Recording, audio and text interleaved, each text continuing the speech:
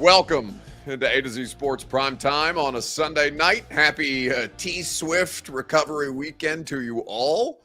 I saw some comments as to, maybe I was stuck at the Taylor Swift concert. No, I did look at tickets for tonight, though. And for those of you who are in Middle Tennessee and paying attention to the things that are happening in Middle Tennessee, it is pretty crazy to see the amount of people, the massive humanity stranded at Nissan Stadium, the home of the Tennessee Titans, for night number 3 of the Taylor Swift sold out concert series. It's crazy what's been happening in Nashville this weekend.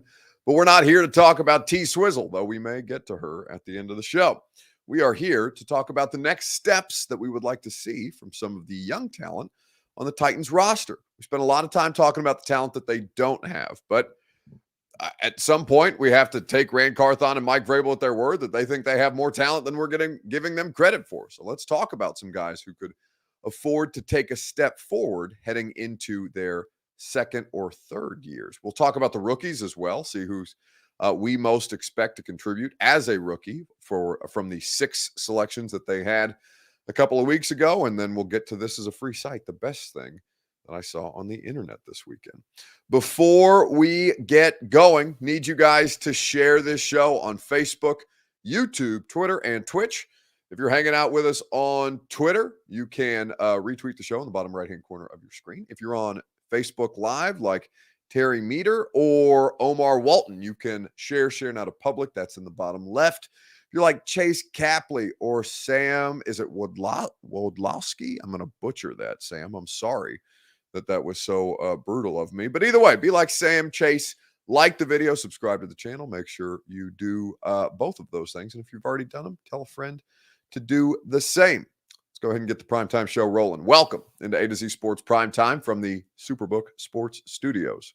I'm your host, Buck Rising, and I'm proud, as always, to be presented to you by the Ashton Real Estate Group of RE/MAX Advantage. GaryAshton.com. Get your dream address without the stress. The Intel edge you need to succeed can be found courtesy of GaryAshton.com.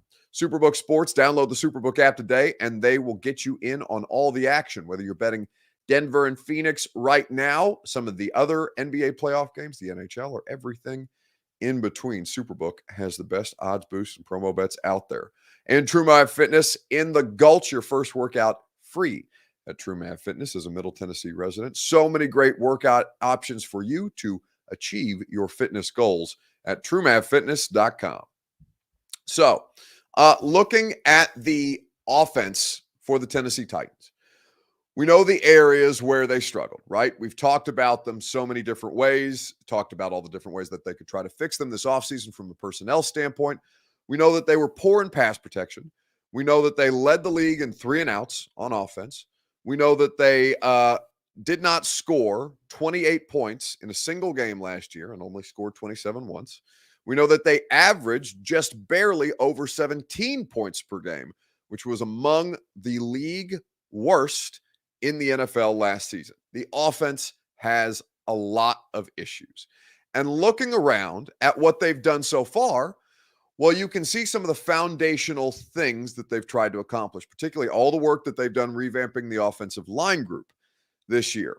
But there's, as we talk about the Titans offense, and the biggest complaint, for obvious reasons, that came out of draft weekend was that they waited a considerable amount of time and allowed several different sizes and shapes and skill set types of wide receivers, passed them by in the draft, and waited until the 7th round to select Colton Dow out of UT Martin. Now, Colton Dow may turn out to be a fine NFL player at some point in his career. He may contribute as a rookie. But obviously, I think, we've played the Tannehill clip for you guys before about he even expected they might take a wide receiver a little earlier in the draft. They did not do so. So I think we need to talk about the biggest key to the Titans' offensive success this season. Let's talk about it on Facebook, YouTube, Twitter, and Twitch. If you had to assign it to an individual player, obviously football is a team sport, is the ultimate team sport, with 11 different pieces and parts, all interconnected, working against 11 other pieces and parts. in ways that are difficult to orchestrate and coordinate, and can have even when you do everything right, even when you execute every element of everything that you've game planned in a week leading up to a game, it's a weird shaped ball and it can bounce all kinds of different ways. So it's tough to assign, individual impact so much importance in the NFL and just football in general, because you've got so many other things going on. But I think when you look at the offense, who is the biggest key to the Titans' offensive success this season? We'll talk about it together. It's your Two Rivers Ford take. As always, it is presented by Two Rivers Ford. It is great to go to a business that you know immediately when you walk through the doors that you know you can trust. That's Two Rivers Ford, doing business in Middle Tennessee for 40 years. It's their 40th anniversary, and you don't get to be 40 years old as a business without doing business with honesty and integrity, doing business the right way. Two Rivers Ford in Mount Juliet, or online at tworiversford.com. So who is the biggest key to the Titans' offensive success this year? Let's see. Jimbo on Facebook Live says, build a wall up front. They've tried to, right? That I think has been the biggest emphasis of the Titans offseason, is they knew how much harder everything was made on the quarterback, on the running back, on the offense, on the inability to sustain drives, because they were undone so often by an offensive line group that was among the worst in football last year, particularly in pass protection, right? Now, Dennis Staley is gone. Taylor Lewan is gone. Ben Jones is gone. Nate Davis is gone. You have only 2 returning starters on the offensive line, and Aaron Brewer, who projects at center right now, and then NPF at right tackle. You have brought in Andre Dillard, Daniel Brunskill, Jalen Duncan, Peter Skoronski, among the free agent and draft acquisitions. And, I'm certain that they will have an undrafted rookie free agent or a couple that perform well at some point during training camp, or maybe a practice squad spot, including guys that they already have on the roster. Jamarco Jones, who was, MIA last year, was injured all of last season. We never saw him contribute in a meaningful way. That was somebody that Mike Vrabel thought they could get more out of than previous NFL teams or previous NFL stops have been able to do for him. And, somebody who we don't even talk about anymore in Dylan Radins. The offensive line projects to look substantially different in 2022 or 2023. And we know that was probably their biggest issue. Now, the offensive line is a group of 5, right? So it's tough to assign individual impact to the offensive line that way. MB correctly says the offensive line is way more important than any one wide receiver. And I'm inclined to agree with that. Now, we were talking to Nick Suss, who is the Titans beat writer for the Tennessean. He's a colleague of mine. He got here about halfway through last season, and Nick, I think, is going to do a really, really good job informing Titans fans with the stuff that he writes and the angles that he takes. But he said something on the radio show on Friday, for those of you who were listening to his segment in the noon hour when he came in studio with us. He said that Peter Skoronski is the best left tackle on the roster, so the best left tackle on the roster is likely going to play left tackle. And I don't know why that seemed like such a novel concept to me, because he's correct. Skoronski is probably the best left tackle on the roster. Dillard may be serviceable, and they're going to find out this year, right? But if Skoronski ends up playing left tackle, that I think is a different idea than many of us had kind of embedded in our heads at that point, because you'd seen all the stuff about Skoronski. Well, he's likely a guard at the next level, the arm length, yada, yada, yada, yada, yada. But I mean, Peter Skoronski was one of the best offensive linemen in college football last year, playing left tackle despite the arm length issues. Now, Big Ten football is not the NFL. While Big Ten football is one of the most competitive, it's probably the second most competitive and talented conference in college football. In fact, I think, again, they had the second most players selected in the NFL draft, of course, behind the SEC. The SEC, I think, has led, every year for the last 16 or 15 years, something ridiculous like that. But if Skoronski, if the arm length wasn't truly an inhibitor in college, then why are you immediately discounting him in the pros? I would be interested in seeing them come out in a situation where you saw Skoronski at left tackle to start the year. Now, I do think that there would be a scenario in which they would try Dillard there first. Mr. Jones says Skoronski didn't face SEC defensive lines. Yeah, but Big Ten defensive line, honestly, there's as many talented defensive linemen in the Big Ten as there are in the SEC. Like, that's such a that's such a dramatization. Obviously, Mr. Jones is a Tennessee fan based on his picture there. I mean, Michigan had a significantly better defensive line than did Tennessee, for example, last year. Ohio State consistently has top tier. They didn't this year. They didn't have like a premium edge player, but Ohio State always has super, super talented defensive line. So I think that's just dramatic. Northwestern, I think Northwestern, whether, their on-field success as a team is a different matter. But like when you watch the tape of him, Lucas Van Ness gave him the business at Iowa a couple of times, but Lucas Van Ness is also a first-round pick, so like that's going to happen.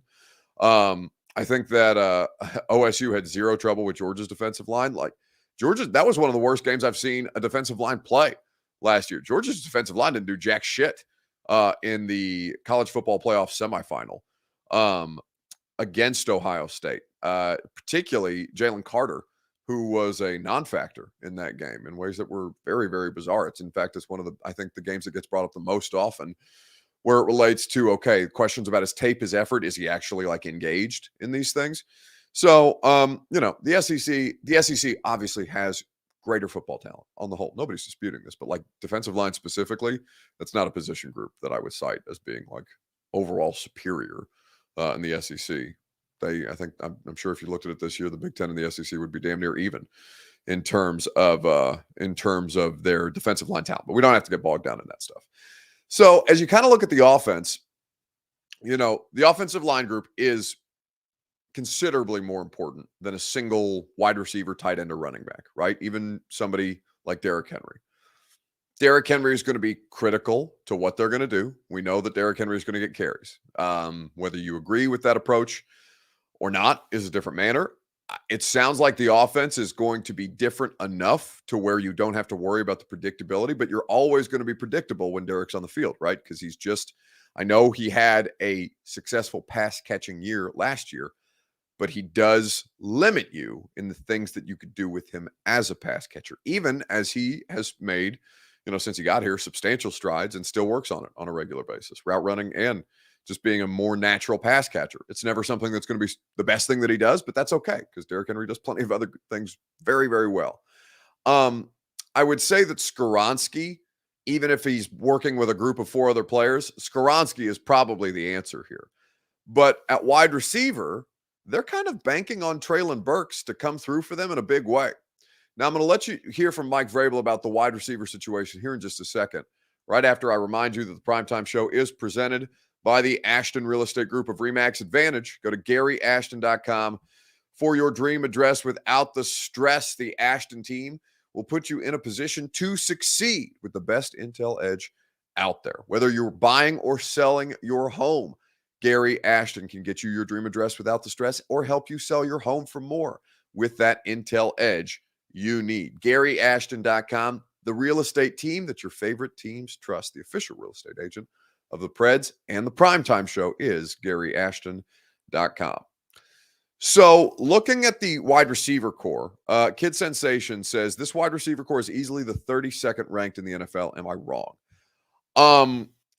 It's definitely not higher than 30th.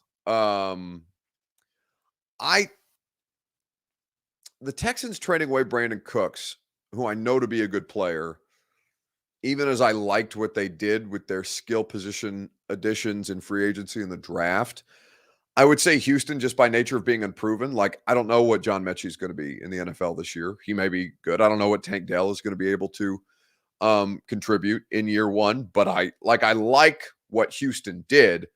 I would probably say of the proven commodities, like guys that we've seen in the league prior to this draft, I would say that the Texans probably have a worse wide receiver group. In fact, you took the most productive Texans wide receiver last year and put him on your roster, right? Which may just slightly upgrade you from a known commodity standpoint over Houston. But I mean, if they're not 32 in Tennessee, like Carolina, I thought did some creative things with their skill position groups.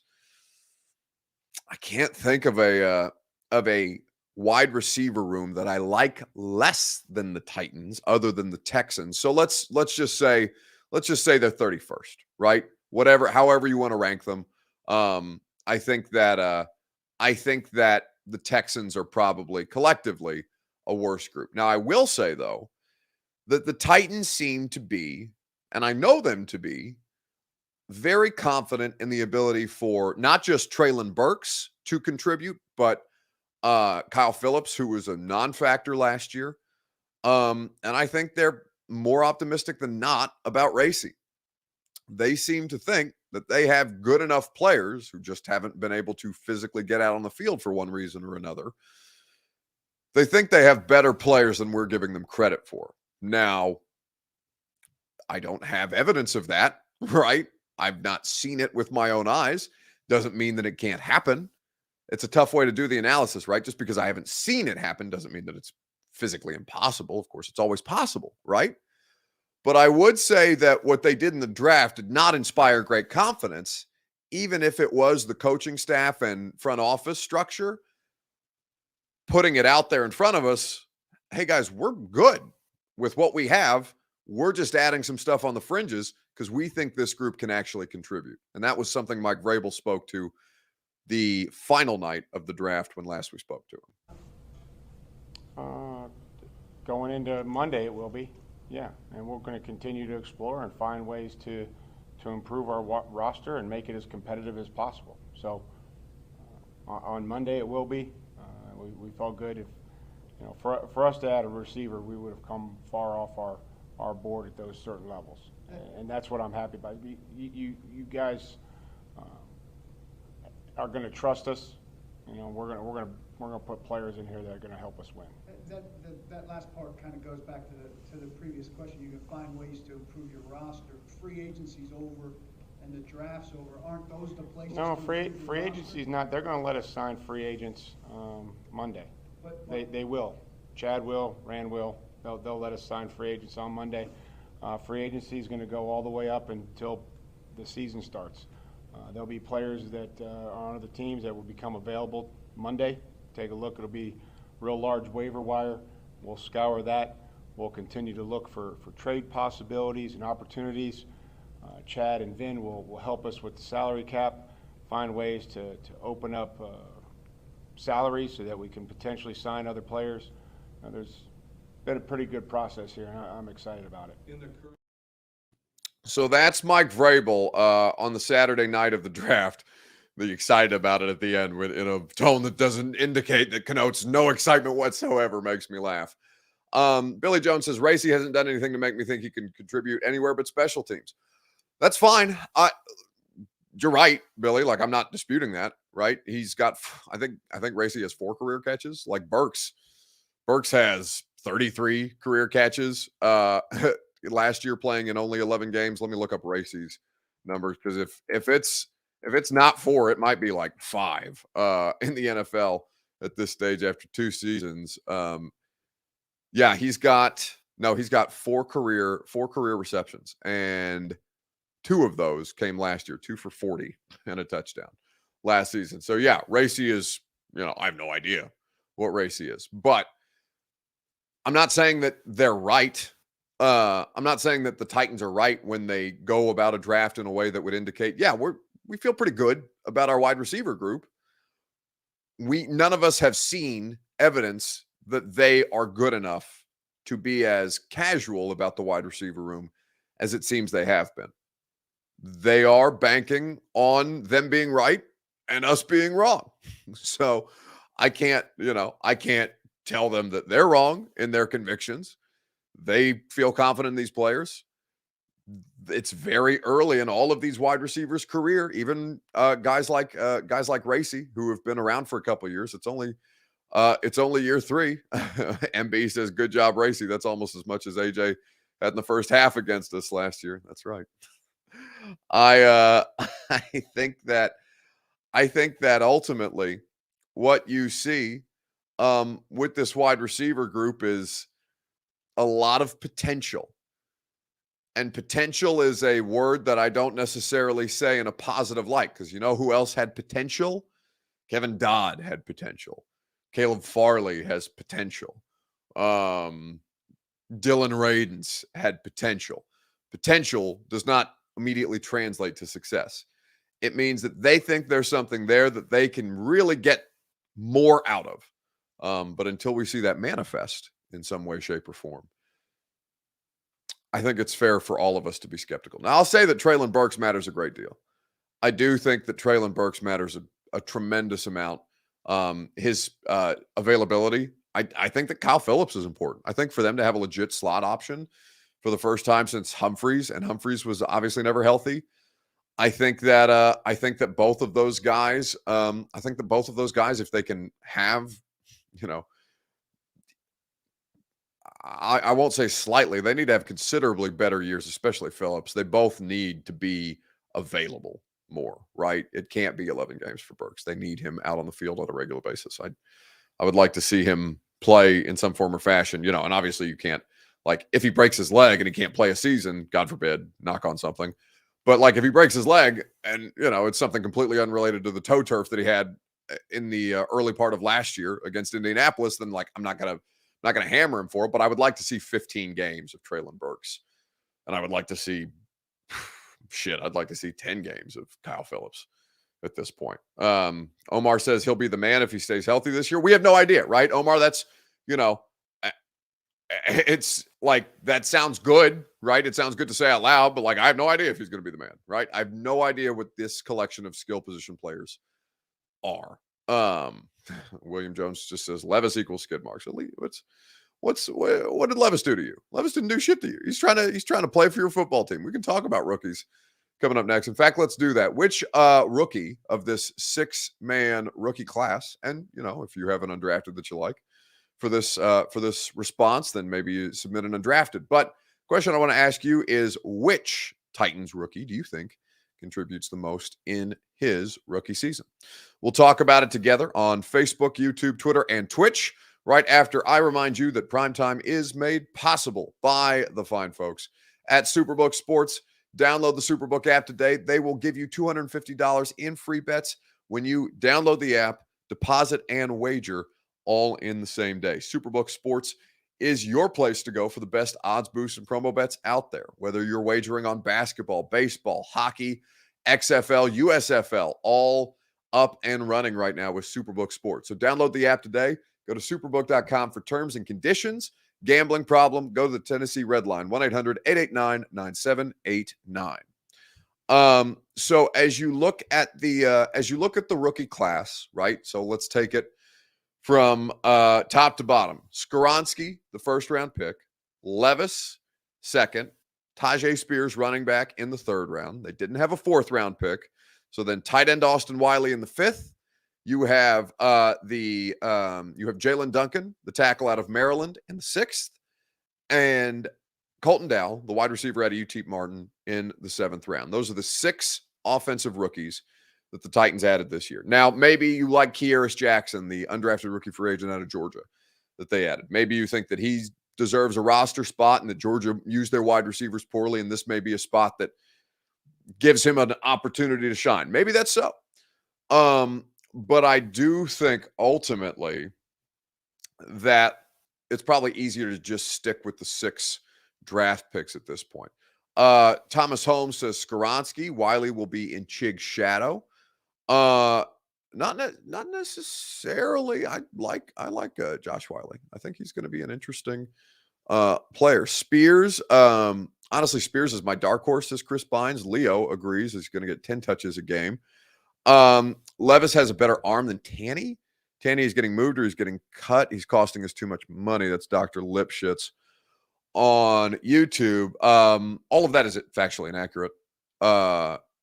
Levis has what? Tannehill's 10 years older. Levis can push the ball down the field. Tannehill can push the ball down the field. I don't think a better, what defines a better arm there? Like, Levis is not more accurate than Ryan Tannehill at this stage. Maybe listen, Will Levis, I have no idea what he's going to be as an NFL pro. So I'm not. I know he's an easy target for jokes and shit like that, but like I'm not necessarily down with beating up on him just because he got here. Now I know Tennessee fans don't like him. I don't really care about that. But he's not more accurate than Ryan Tannehill. I would say that in terms of operation, the rookie quarterback coming in is not going to be superior to what is Tannehill heading into 12 NFL seasons. That's pretty nonsensical. So yeah, that's a completely inaccurate statement, I would say. Now, could Will Levis end up being a better version of Ryan Tannehill? Maybe. We'll see. But like the Ryan Tannehill draft, there was no disputing that Ryan Tannehill was a first-round pick at quarterback. Like that was never an issue, right? Like we never had questions about Tannehill's skill set coming out of Texas A&M, and that was even coming late to the position of quarterback. Will Levis, there are serious questions about him. Will Levis fell out of the first round for a reason. Now they traded up; they got him with the first. It was the second pick of the second round. So, like, okay, he's not like untalented by any stretch of the imagination, but Tannehill was indisputably a first-round draft pick, a top 10 draft pick coming out of college. Now you can take a look at that draft class and say, yeah, that was not the best draft class. I think that was a pretty talented quarterback draft class, to be honest with you. Ryan Tannehill was a top 10 draft pick in a class that included Luck, RG3, Tannehill, and Russell Wilson. Those, I think, were the quarterbacks from that class that panned out. In fact, I'm going to pull up the Ryan Tannehill draft class. Just out of curiosity, because I would like to see where the quarterback. So 2012 NFL draft was Tannehill. Let me see if I can find this quickly for you guys. Those are the 4 quarterbacks that I remember that ended up, Robert Griffin obviously was derailed. Nick Foles was in that draft and Kirk Cousins, though those guys were later. Yeah, because it went Luck and RG3 off the top. Tannehill went 8 to the Dolphins. There was not another. Brandon Weeden was a first-round pick in that draft class. He went 22 to the Browns. So that's 4 first-round quarterbacks that year. And then the next quarterback that went was Brock Osweiler to the Denver Broncos in the second round. Brock Osweiler went before Russell Wilson and Kirk Cousins. That's pretty wild to think about. So 2012 ended up producing some quarterback talent at this stage. But yeah, Ryan Tannehill's not going anywhere at this point. So looking around at the Titans situation, Tannehill was a huge reach at number 8. Dolphins found out. Yeah, but I mean, MB, I don't think he was a huge reach. I just think he was a shitty situation. Like he had the injuries all over the place. He had Adam Gase for a considerable portion of time. They were all over the place as a dysfunctional organization. Miami's a bad football team. Like that's one of those things where a bad franchise can really derail a quarterback's situation, because had Tannehill even been, let's say 3/4 of the player that he was for Miami, that he was in 19 and 20 for Tennessee, Miami would have taken that and run, right? But they were so frustrated with the injury situation on top of like him not being able to overcome the circumstances around him. I don't think that was a reach. Again, he's been in the NFL for 12 years. Like that is exactly what you're looking for out of a top 10 pick. That's exceeding the definition. Most people will tell you 8 to 10 years out of a top 10 pick that way. I know he's not played for one organization, but like 12 years as the 8th overall selection, that's a really, really good situation. Leo brings up Stafford. Yeah, Matt Stafford was not a bad player in Detroit, and he wasn't necessarily the greatest quarterback in the history of man when they won the Super Bowl, but it made a huge difference. So I think that a lot of Tannehill gets assigned a lot of baggage that, I feel like I end up caping up for him more often than I should, just because I think the stigma around him is so bizarre that I probably end up overcorrecting in the amount of times that I defend that dude. But Like, it's just so weird to me that the Tannehill, Stafford used to get this, I guess, and then Stafford got traded to LA and won a Super Bowl. So maybe Ryan Tannehill just needs to be traded to a better situation again. He was from Miami to Tennessee. Maybe he needs yet a better situation now that Tennessee is starting to depreciate. We'll see what happens beyond 2023 for him. Anyway, we're getting bogged down. The rookie I think is going to contribute the most is going to be Skoronski. Skoronski is the player that obviously is a blue chip player that he needs to start on the offensive line. Hopefully he's durable. Hopefully his health holds up. They need continuity. They need consistency on the offensive line. I think Skoronski is the most obvious selection. Let's get to this is a free site. The best thing that I saw on the internet this week, and let's wrap it up. Are the Titans extending Henry, says Preston Miles. I saw a bunch of you guys sent me some like YouTube link. Something about that. I haven't heard anything to that effect, but I don't want to discredit. I didn't watch. I'll be honest. I didn't watch the link that a lot of you guys like DM me and stuff like that. But I will say that I haven't heard anything personally, and I haven't seen anybody with a high degree of credibility reporting anything around Derek. So, if anything happens, we'll keep you updated. But I have, I know that there was something out there on the Titans internet sphere that was saying that Derrick Henry was preparing to receive an extension, but that, to my knowledge, has not occurred at this stage. We'll see what happens. This is a free site. What's the best thing you saw on the internet this weekend? The Swift concert is, to my knowledge, still not off the ground. I'm looking at a bunch of videos, but I think that it is at this point really, really insane to see the way that people have waited out these Taylor Swift concerts the last 3 days. The videos have been crazy everywhere that she's been so far in this tour. I would have gone in a heartbeat had I had the free tickets that I asked for came through. It did not. That's fine. I am very grateful because it probably would have been tonight, and I probably would have been sitting in the concourse listening to 70,000 women between the ages of let's say 55 to 12 seems like the Taylor Swift range at this stage, screaming Blank Space or something like that. I think that's a Taylor Swift song. That sounds like a Taylor Swift song. I don't know. I think Blank Space is a song. Either way, screaming one of the Taylor Swift songs in the concourse while they wait for this concert to get off the ground. To my knowledge, that hasn't happened.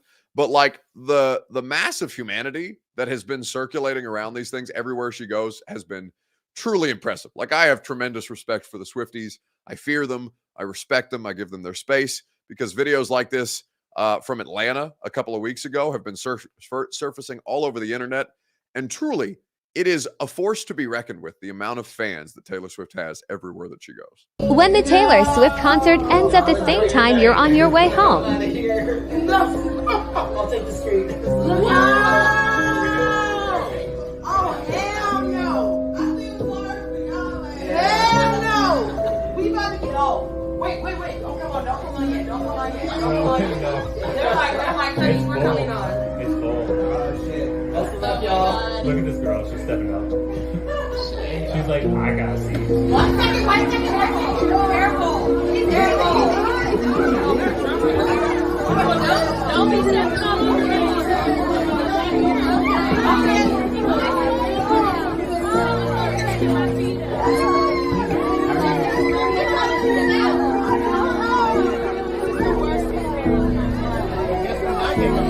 Wild.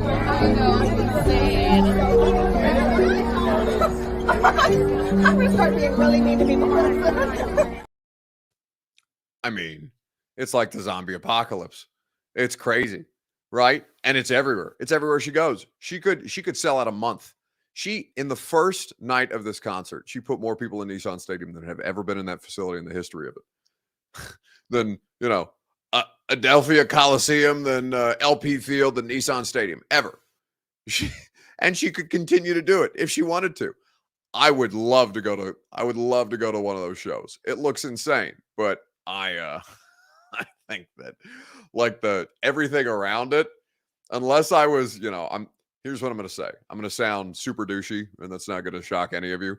But like, I am so spoiled about what it is, the experience to attend live events anymore, because I don't have to deal with stuff like buying tickets or paying for parking or sitting outside or all these different things. Like, because, you know, it's a part of my job. Like, I get, fortunately, lovely. It's the best job in the world. Like, I sound super spoiled and like a jerk when I say that stuff, but like, you know, now that I know that I don't have to live that way, I don't ever want to live that way. It's so hard to talk myself into going to stuff that might be a part of my experience, because I want nothing to do that. It's a bird, it's a plane, it's super douche, says Mr. Jones. That's right. B Friend says, Buck, who do you like more, Taylor Swift or Katy Perry? Ooh, damn, that's a good one. I mean, Katy Perry was at, like, in my high school years, Katy Perry was the thing. And like, obviously Taylor is still out there doing it. I think Taylor's younger than Katy Perry is. I think Katy Perry is probably closer. They've both been around for a considerable amount of time. I'd probably say Taylor Swift, although dark horse with Katy Perry and Juicy J. Juicy J is like, it's one of the songs that is embedded in my skull from every college pregame that I heard that song at. The dark horse, absolutely. MB says, Buck, if you would have called her promoter and told them who you were, you would have been in the VIP section. No, they would have laughed at me and said, you know who is actually in our VIP section? You are nobody that would belong in the VIP section. Ooh, Chris Bine says Billie Eilish is, I don't know about Super Crush. Whatever. Billie Eilish is absolutely phenomenal performer. I would love to go see a Billie Eilish concert. Mr. Jones says Taylor Lewan or Taylor Swift. I would go Taylor Swift 10 times out of 10. Taylor Lewan, wildly overrated. Taylor Swift, properly rated. All right. That's going to do it for us tonight. Radio show tomorrow. We've got a lot of stuff to talk about on 104.5 The Zone, so we hope you'll join us then from 10 to 1. We are going to have a great time breaking down everything that happened over the weekend. There's a lot of funny stories that we want to talk about, from like just things that happened around Nashville this weekend with the Swiftie stuff. I don't know how many of you saw the story of the hotel manager sucking toes at one of the Hilton properties in downtown Nashville this weekend. That is something that is going to be a major talking point, and obviously there will be some Titans discussion as well. Also, rookie minicamp is this week, and we will get our first crack at oh no. Eric Alonso has said something that I forgot about until just now. He has said that I have to do the hot chip challenge tomorrow, and Bert is giving me the thumbs up in the background. I have to do the hot chip challenge on the radio show tomorrow. So you guys are going to need to, nothing else that I tease could be as funny as that. So if you want to hear me physically dying on air, we will do the hot chip challenge with me and Lucas tomorrow. Bert, I think it's just going to be there. Somebody needs to be not incapacitated to be able to make sure that the radio show can continue to function on a regular basis. So hot chip challenge tomorrow, and say a prayer for your boy. Have a great rest of your night and what remains of your weekend. And I will talk to you tomorrow at 10 a.m. on 104.5 The Zone. See you guys. Are you surprised to hear that? Certainly not. The first year we took it to the limit. And I was in Miami with my new beach house. Well, it was a couple minutes from the beach. It's been 20 years since then. We haven't been too strong in the last few years. Oh, we've been strong. We're just playing by the rules. You can't have a newcomer come in and steal a show.